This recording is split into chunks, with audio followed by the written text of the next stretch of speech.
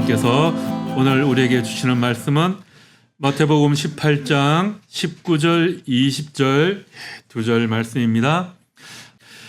진실로 다시 너희에게 이르노니 너희 중에 두 사람이 땅에서 합심하여 무엇이든지 구하면 하늘에 계신 내 아버지께서 그들을 위하여 이루게 하시리라.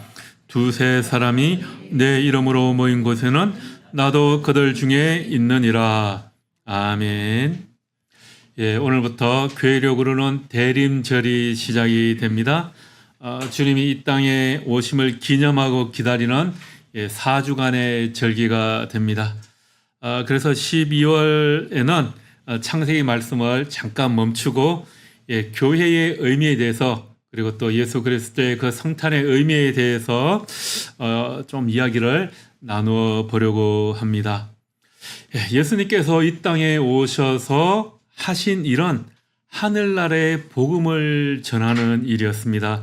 가난한 사람들에게 좋은 소식을 전하고 또 사로잡힌 사람들에게는 해방을 전하고 안 못 보는 사람들에게는 다시 보게 됨을 선포하고 짓눌린 사람에게는 해방을 선포하고 또 주님의 은혜를 선포하기 위해서 주님께서 이 땅에 오셨다.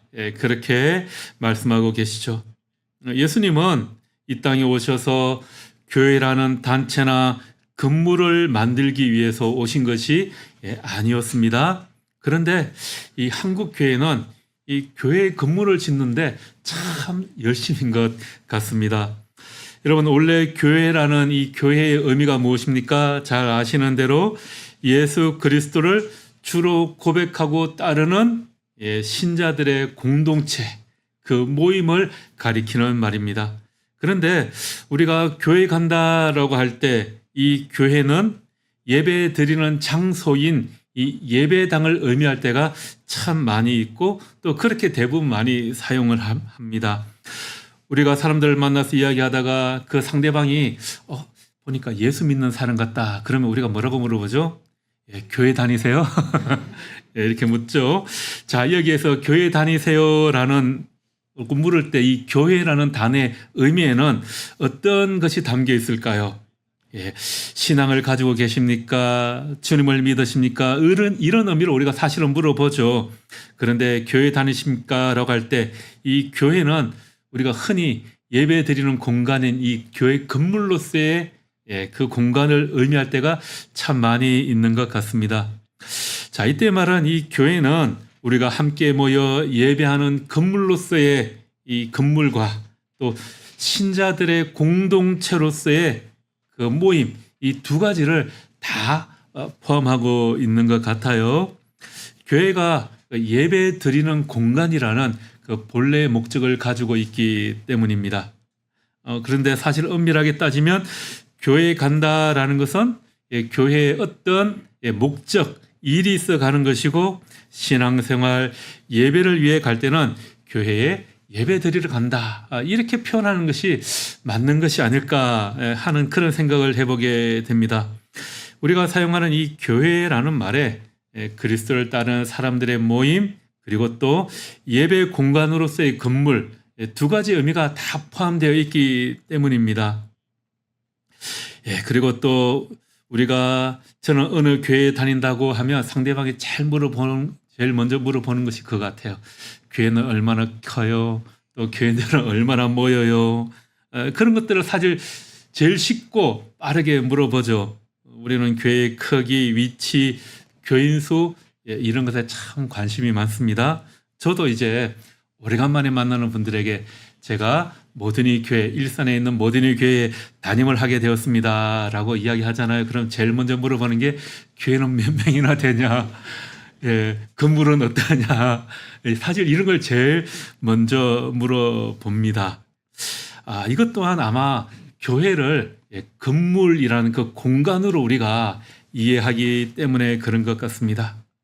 예수님은 제자들에게 오늘 성경 말씀에서 이렇게 말씀했습니다. 18장 20절에 뭐라고 말씀하시나요? 두세 사람이 내 이름으로 모인 곳에는 나도 그들 중에 있느니라. 교회란 주님의 이름으로 성도들이 함께 모여 있는 자리, 바로 그곳이 교회다라고 말씀하고 있는 겁니다. 그래서 오늘 우리가 모여 함께 예배하는 이 자리, 이곳이 바로 교회이고요.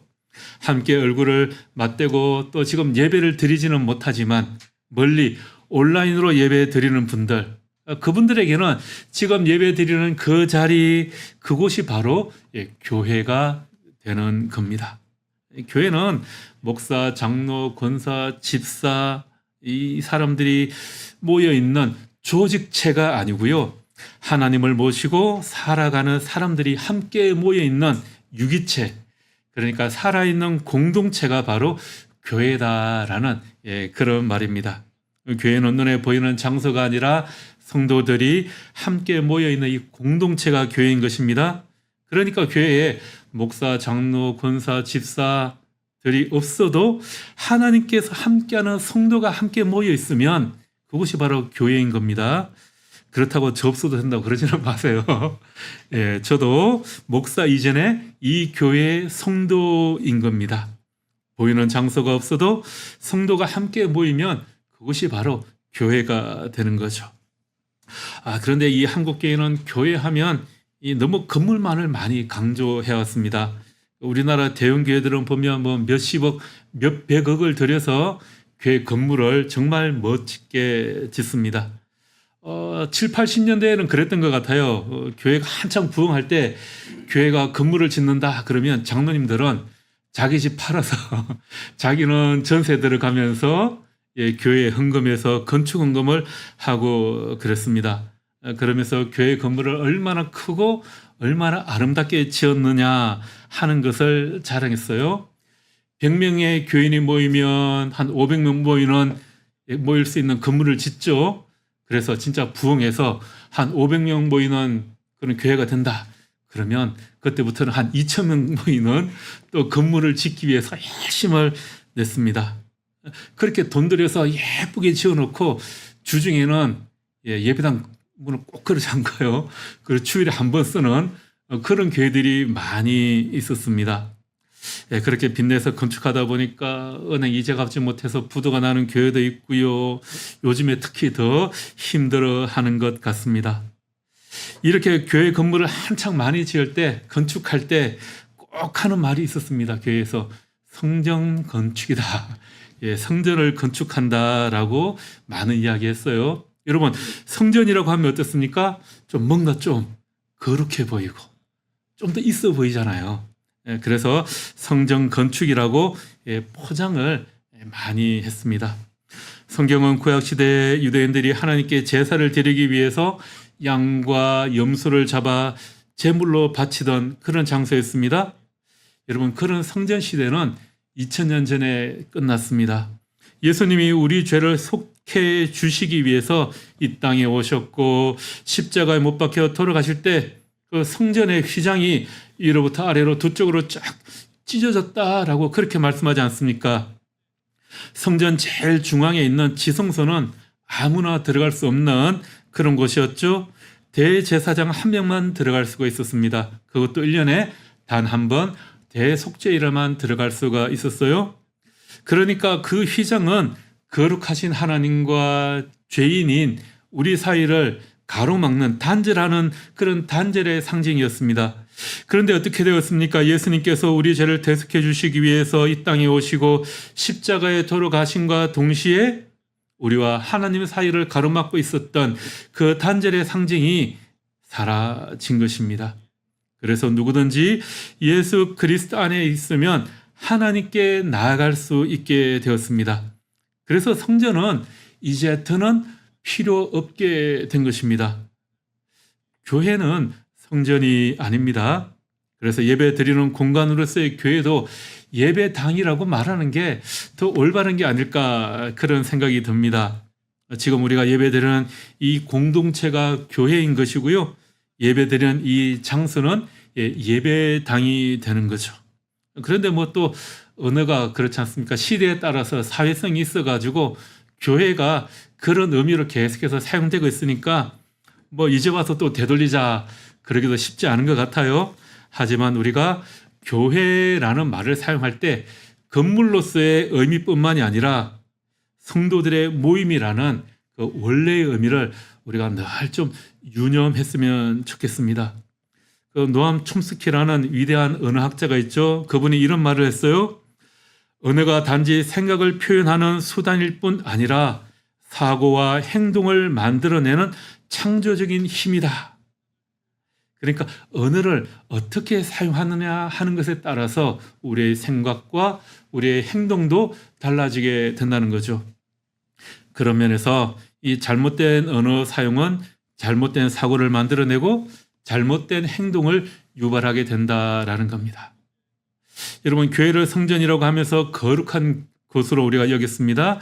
그래서 비싼 돈 들여서 건물 잘 지어놓으면 훌륭한 목사다, 참 목회 잘한다, 그런 말 참 많이 했어요. 여러분, 만약 이 교회가 성전이라고 하면 여러분들은 이 성전 안에 들어올 수 있을까요? 없을까요? 구약 성경에서 성전의 안뜰에는 누구만 들어올 수가 있었습니까? 유대인들만 들어올 수가 있었어요. 성전의 바깥들은 유대인과 이방인 모두가 들어갈 수가 있었지만 안뜰에는 오직 유대인만 들어갈 수 있었죠.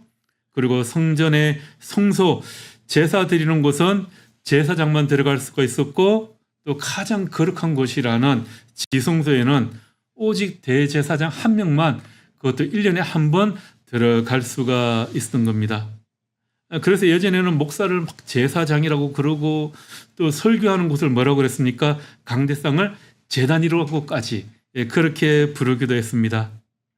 신앙생활을 오래 하신 분들은 아직도 그렇게 말씀하시는 어르신들이 계셔요. 그래서 강대상에 막 신발 신고 올라가는 것도 어디서 신발 신고 올라가냐고 막 그렇게 하기도 했습니다. 그러나 교회는 성전이 아니라 예배당입니다. 만약에 교회가 성전이라면 목사는 매주 여기서 양을 잡아야 하는 그런 상태가 될 겁니다. 그래서 이제 또 교회에서는 일천번제라는 그런 헌금을 막 드리기도 했죠. 솔로몬이 성전을 건축하고 1000번째를 바쳤다 그러면서 이것은 1000번 제사를 드린 것이다.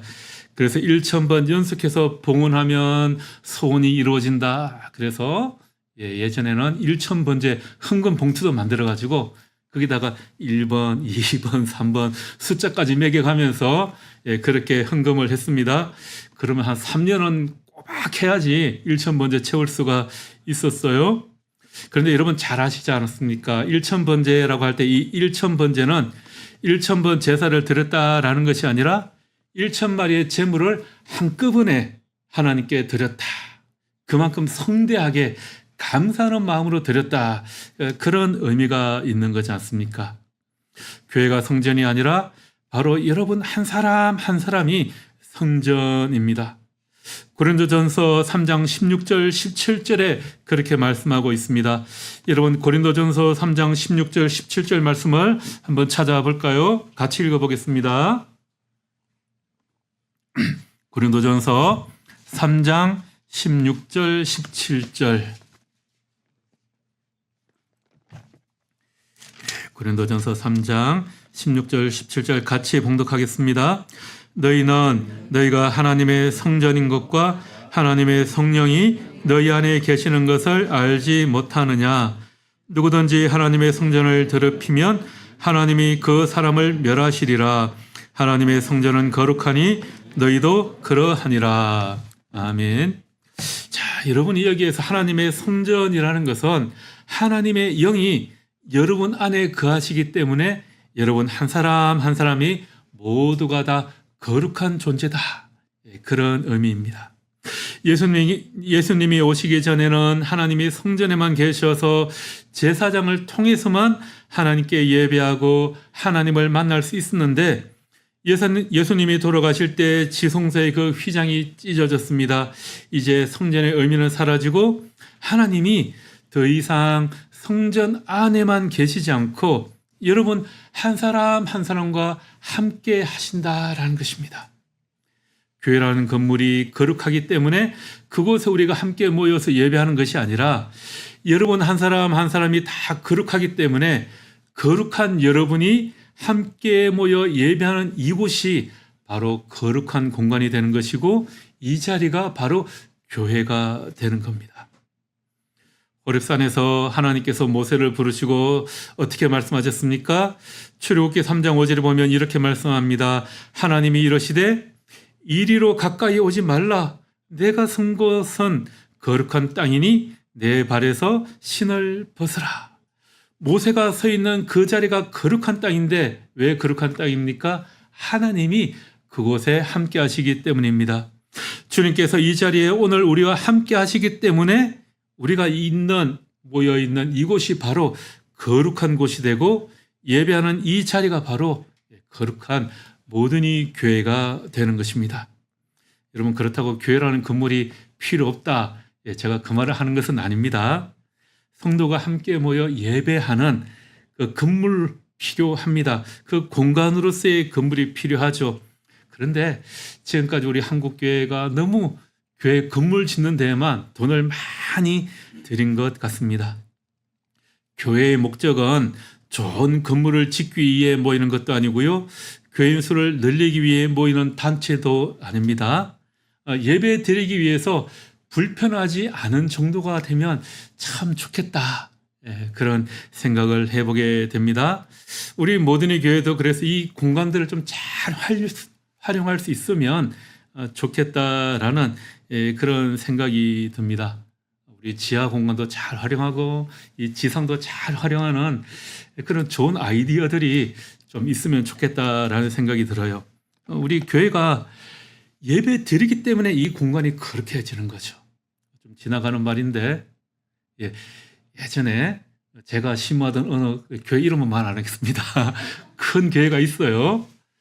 그런데 그 경기 북부, 제가 있던 양주, 포천, 파주 이쪽에 군부대는 많은데 그 군대들 보면 위문 열차 같은 공연 있잖아요. 그걸 하는데 그 동네가 그렇게 한 1,000명 이상 모일 수 있는 큰 강당 같은 게 없어요. 시골 동네라.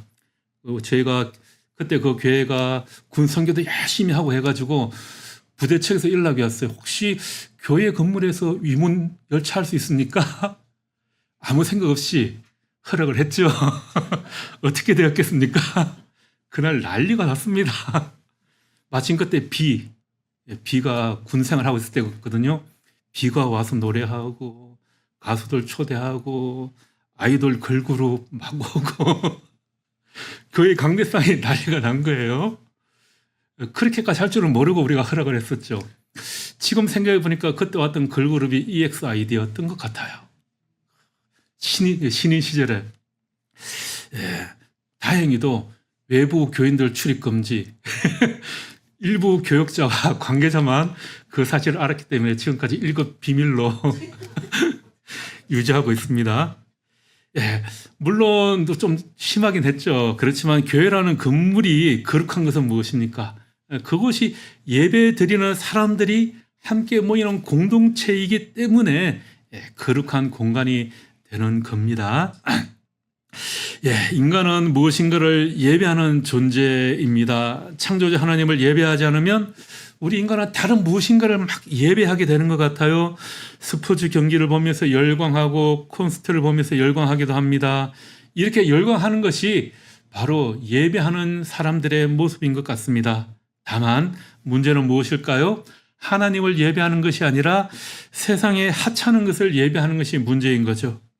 여러분들이 돈, 시간, 애정을 아낌없이 쏟아붓는 것, 그것이 바로 예배인 것입니다. 문제는 잘못된 것을 우리가 예배하는 겁니다.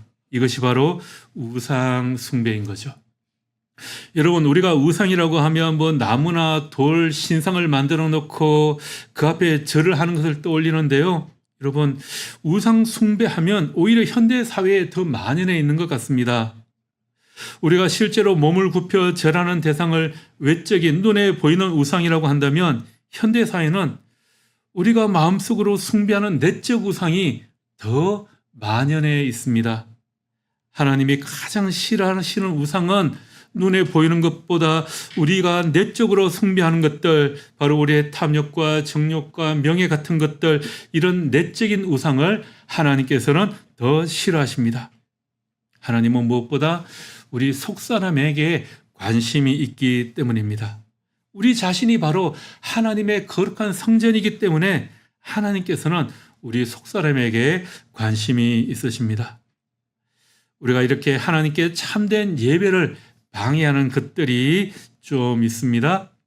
요한복음 4장에 보면 우물가에서 예수님을 만난 한 여인의 이야기가 나오죠. 예수님이 여인에게 눈앞에 우물물보다 더 상쾌하고 오래 가는 그 물을 맛보라, 그렇게 말씀하시자 사마리아 여인의 머릿속에서 이런저런 생각이 들었던 것 같습니다. 그래서 뭐라고 이야기하죠? 선생님이 우리 조상 야곱보다 더 위대한 분이시라는 겁니까? 이렇게 여인이 대답합니다. 사마리아 여인이 이렇게 말할 때에는 이런 의미가 담겨 있는 것 같아요. 아니, 당신이 얼마나 잘났기에 이 우물이 별로라는 겁니까? 야곱과 그 아들들도 이 우물에서 물을 마셨습니다. 모든 이스라엘 사람이 이 우물물을 마시고 살아왔습니다. 그런데 당신이 그들보다 더 나은 사람이라는 겁니까? 이렇게 묻고 있는 거죠. 그때 예수님은 또 이렇게 대답하시죠. 이 우물물을 마셔봐야 잠시뿐이다.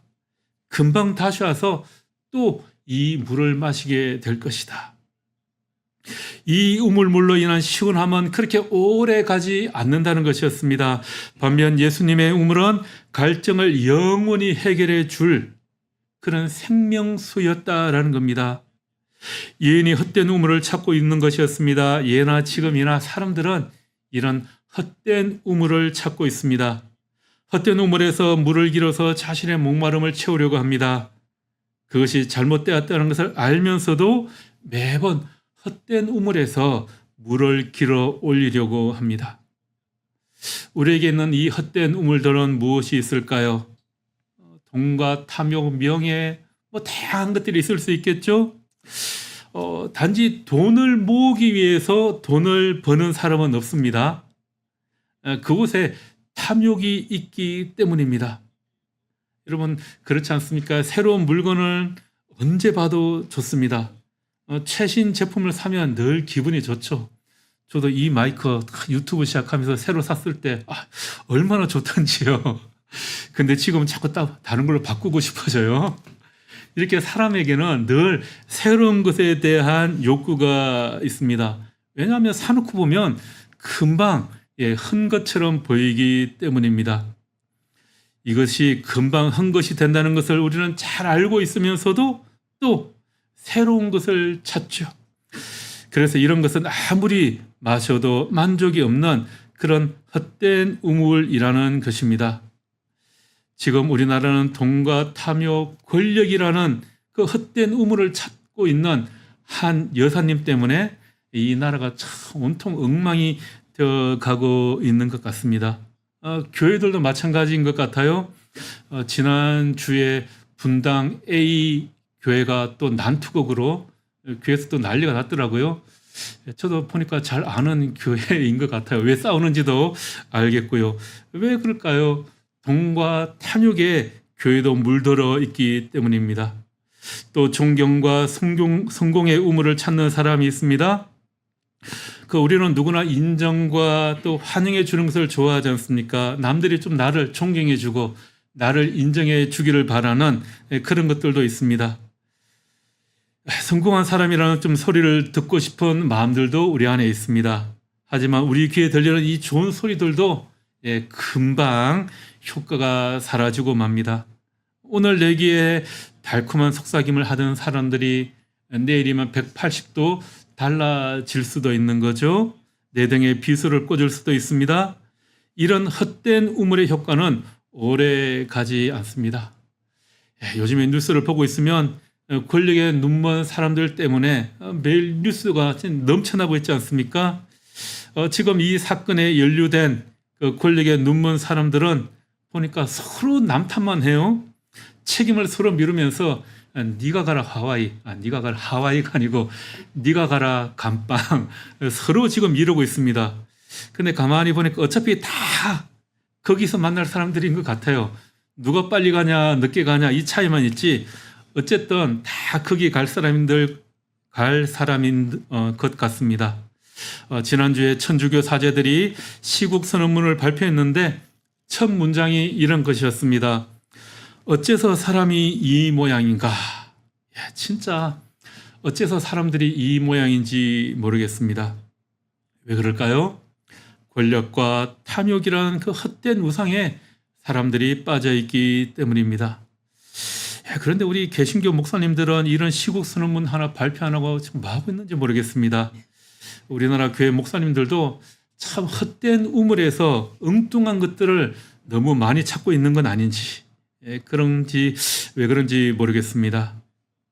예수님은 갈증을 영원히 해소해 줄 그 물에 대해서 말씀하고 계십니다. 그것은 그 어떤 인간도 줄 수 없는 사랑과 인정과 섬김이었습니다.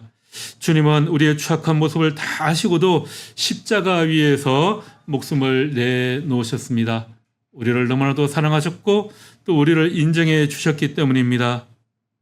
헛된 우물을 찾는 사람들은 또 한편으로는 무지하기 때문입니다.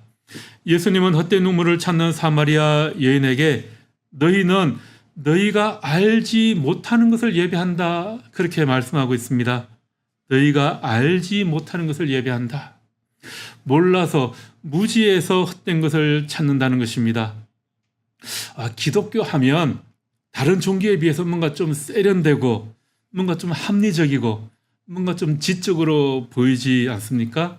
그런데 교회 안에서 교역자들이 가르치는 것을 보면요, 또 가르치는 것에 대해서 의심하지 말라 그러고 또 질문도 사실은 제대로 하지 못하지 않습니까? 교회라는 곳이 다른 종교에 비해서 좀 지적이고 논리적인 것 같은데 목사들이 가르치는 것을 보면 가르치는 것에 대해서 의문을 하거나 의심을 가지면 이 믿음 없는 것들 그런 소리를 들을 때도 있습니다. 의문을 가지면 믿음이 없다고 하죠. 그런데 우리 교회는 절대 그런 거 없습니다. 어떤 이야기든지 다들 자유롭게 다 하실 수 있습니다. 도마를 두고 설교할 때 의심하는 믿음 없는 제자라고 참 많이 설교를 하죠. 하지만 도마는 그 의심을 통해서 부활하신 예수님을 만났고 진정한 주님의 제자로 거듭나게 되었습니다. 그래서 여러분도 제가 하는 이 말들을 좀 의심도 해보고 따져보기도 하고요. 제대로 됐나 또 틀린 것은 없나 잘 들어보셔야 합니다. 왜냐하면 제가 말하는 것이 잘못되었을 수도 있고 또 여러분들의 생각과 다를 수도 있습니다. 또 지금까지 내가 알던 것들과 다른 것을 또 알게 될 수도 있죠.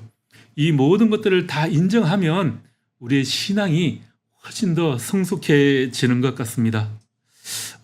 A라는 사람이 하나님에 대해서 아는 것하고 B라는 사람이 하나님에 대해서 아는 것, 또 C라는 사람이 하나님에 대해서 아는 것 다 다를 수 있죠.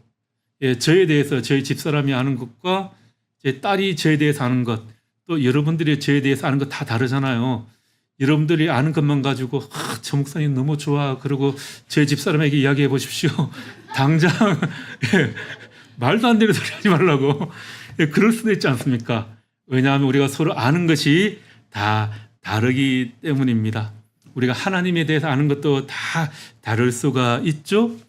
그렇게 다르게 아는 것들에 대해서 서로 이야기하다 보면 더 크신 하나님, 더 놀라우신 하나님에 대해서 알아가게 될 겁니다. 그리고 또 교회에서 최고의 미덕 중 하나로 여기는 것 가운데 은혜라는 말을 참 많이 사용하죠. 교회에서 어떤 일을 처리할 때 은혜롭게 합시다. 은혜롭게 만장일치로 결정합시다. 이것을 마치 최고의 가치로 꼽는 것 같은 그런 문화가 있기도 합니다. 은혜롭게 좋은 방향으로 의사결정이 되면 좋지만 교회가 나쁜 방향으로 은혜롭게 가면 안 되겠죠. 은혜롭게 하자는 말은 좋게 그냥 넘어가자. 이런 의미가 많이 담겨 있는 것 같습니다. 여러분, 목회자가 하자는 대로 다 하는 것이 은혜로운 것도 아니고요. 은혜롭게 하자는 것은 성경 말씀대로 원칙대로 하자라는 겁니다. 우리 사회도 그런 게 있는 것 같습니다. 좋은 게 좋다고 그냥 좋게 넘어가자. 그런 말 하는 사람들 참 많이 있죠. 이것은 좋은 게 아닙니다. 비도덕적이고 탈법, 불법을 일삼는 사람들이 주로 좋게 넘어가자. 이런 말 많이 하죠. 그런데 은혜를 외치는 사람들도 교회 안에서 오면 자기 취향에 맞는 말씀만 골라서 자기 취향에 맞는 하나님을 만들고요, 자기 취향에 맞는 교회를 만들려고 하기도 합니다. 그렇게 하면 자기 마음이 편해지기 때문입니다. 그리고 갑자기 자기 마음에 들지 않는 일들이 생긴다. 그러면 뒤도 돌아보지 않고 교회를 떠나기도 합니다. 참 교회 생활 목회자로 있다 보면, 큰 교회는 보면 그렇게 열심히 일하던 사람들이, 그렇게 하나님을 섬기던 사람들이 어느 날 하루아침에 뒤도 안 돌아보고 교회를 떠나는 사람들이 있습니다. 왜 그럴까요? 교회는 자기가 원하는 대로 되는 것이 아닙니다. 교회는 주님 안에서 서로 사랑하며 서로 연합하며 서로 섬기는 공동체입니다. 말씀을 마무리하겠습니다. 여러분들은 어떤 교회에서 어떤 예배를 드리십니까? 여러분들이 예배 드리는 교회는 어떤 곳입니까? 우리는 건물로서의 모든이 교회에 다니는 곳이 아니라 하나님을 예배하기 위해 모든이 교회라는 공동체에 함께 모이는 것입니다. 주님 안에서 서로 사랑하고 연합하고 섬기는 성도들의 공동체가 바로 모든이 교회입니다. 그리고 이곳이 다시 목마르게 되는 헛된 우물을 찾는 곳이 아니라 참 진리이신 예수님을 만나는 그런 곳이 되기를 기도합니다. 오늘 우리가 예배하는 이곳이 예수라는 이름 아래 함께 모였기에 주님이 함께 하시는 그런 교회 공동체가 되기를 소망합니다. 이번 한 주간 여러분들이 주님의 이름으로 모이는 그 자리, 그 공간이 바로 교회가 되는 은혜가 있기를 주님의 이름으로 다시 한 번 더 축복하며 기도합니다. 기도하겠습니다. 하나님, 우리가 주의 이름 아래 함께 모여 모든 교회를 이루고 이곳에서 한 마음 한 뜻으로 예배하게 하시니 감사합니다. 모든 이 교회에 허락하신 이 예배당을 우리가 또 잘 활용하고 관리하게 하시고 이곳에서 선한 일이 많이 일어나게 하여 주옵소서. 우리가 헛된 우물에서 다시 목마를 물을 찾는 것이 아니라 다시 목마르지 않는 생수이신 주님을 찾기를 원합니다. 예수님 이름으로 기도합니다. 아멘.